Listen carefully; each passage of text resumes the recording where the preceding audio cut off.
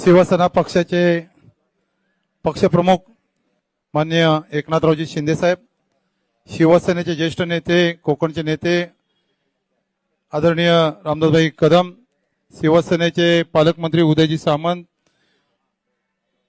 शिवसेनेचे महाराष्ट्र राज्याचे राज्यमंत्री योगेशजी कदम, आमच्या या ठिकाणी दापोलीचे सुपुत्र आणि भांडूपचे आमदार आमचे मित्र अशोकजी पाटील साहेब, या कार्यक्रमानिमित्त या ठिकाणी उपस्थित असलेले ऑपरेशन टायगरचे पहिला मुहूर्त करणारे राजनजी साळवी माजी आमदार, या ठिकाणी माजी खासदार शेवाळे साहेब, शिवसेनेचे जिल्हाप्रमुख शशिकांत चव्हाण, सगळेच पदाधिकारी शिवसेनेचे आमच्या सोबत या ठिकाणी पक्षप्रवेश करून घडून आणण्यासाठी ज्यांनी मोलाचं जी मेहनत घेतली ते आमचे मित्र दापोलीचे नगराध्यक्ष खालीदभाई रखांगे, त्यांचे सगळे सहकारी, माझे सर्व उपस्थित हितचिंतक, माझे सर्व सहकारी उपस्थित मित्रांनो,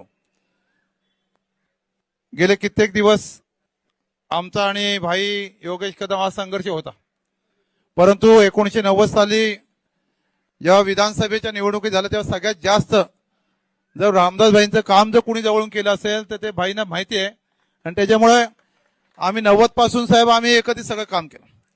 90 नंतर पुढच्या काळामध्ये गेल्या 2014 पूर्वी फार वेगळ्या पद्धतीनं भाईंचा पराभव झाल्यानंतर तिथं राजकारण झालं, आणि त्याच्यानंतर मग मी विधानसभा केली. मी 2014ला निवडून आलो.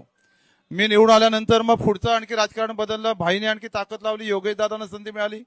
संधी मिळता मिळता तुमच्या मुख्यमंत्री काळामध्ये जो कोकणाचा विकास झाला, पुढच्या काळामध्ये तुम्ही सरकारमध्ये, योगेश दादाही सरकारमध्ये, आणि तेव्हा आमच्याकडच्या भागाचा कोकणचा विकास अधिक गतीनं होत गेला. आणि त्याच्यामुळे आम्ही सगळ्यांनी ठरवलं की विकासाच्या दृष्टीनं भाईंच्या पाठीशी उभं राहायचं आणि पुढे राहिलेला जो विकास आहे त्या ठिकाणी करून घ्यायचा. मी सुद्धा मुळात पहिल्या सुरुवातीपासून शिवसैनिक, संपूर्ण जिल्ह्यामध्ये 1989ला मी जिल्ह्यातला पहिला सरपंच, आणि म्हणून मी माझ्याच घरामध्ये आलो तर मला त्या ठिकाणी आनंद आहे.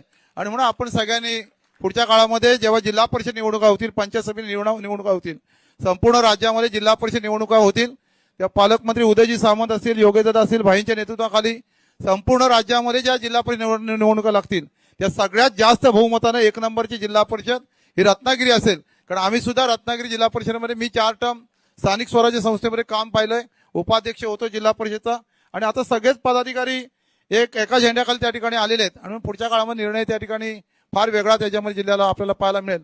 पुन्हा अशा जी ताकद शिंदेसाहेब दिलेत ती पुढची ताकद अशा पुन्हा आपल्याकडनं मिळावी जिल्ह्याला, अशी अपेक्षा व्यक्त करून या ठिकाणी थांबतो. जय हिंद, जय महाराष्ट्र. टाइम्स डिजिटलला लाईक करा, सबस्क्राईब करा, शेअर करा आणि बेल आयकॉन दाबायला विसरू नका. पाहत रहा टाइम्स डिजिटल.